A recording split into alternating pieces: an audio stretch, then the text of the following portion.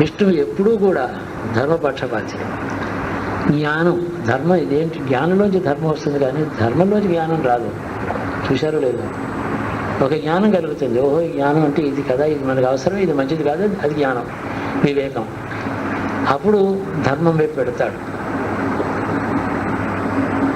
అందువల్ల ధర్మము జ్ఞానము ఇచ్చేటువంటి దాత మహావిష్ణువు.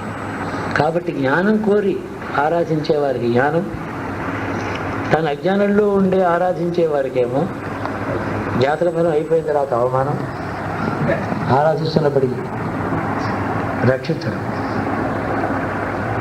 ఎందుకంటే బ్రహ్మవరాలు తీసుకున్న వాళ్ళని కూడా ఆయనే శిక్షించాడు. ఒకవేళ అజ్ఞానంతో ఆయన ఆరాధిస్తే అది చాలా ప్రమాదకరం, ఆరాధించకూడదు. ఆయన చేతిలో అభయం ఉంది, వరదం ఉంది, 2 ముద్రలు ఉన్నాయి.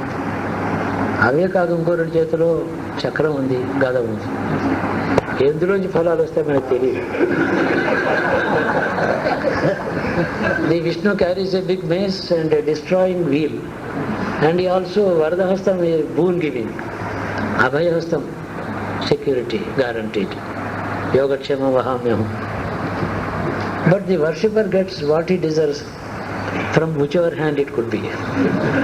From the mace, from the wheel, from the conch.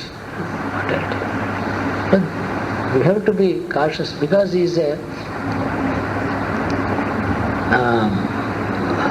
symbol of righteousness and benefits out of righteousness.